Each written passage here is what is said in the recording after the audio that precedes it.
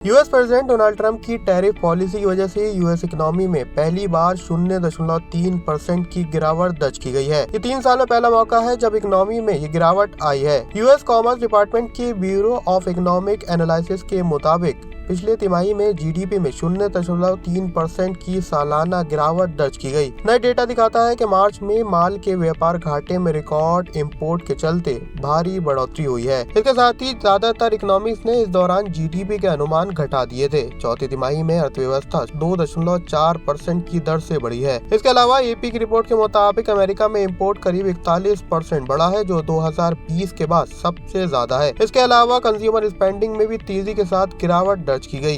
ये पिछले साल अक्टूबर से दिसंबर में 4% की तुलना में घटकर 1.8% इस क्वार्टर में दर्ज की गई है। इन आंकड़ों का असर यूएस मार्केट में भी देखा गया।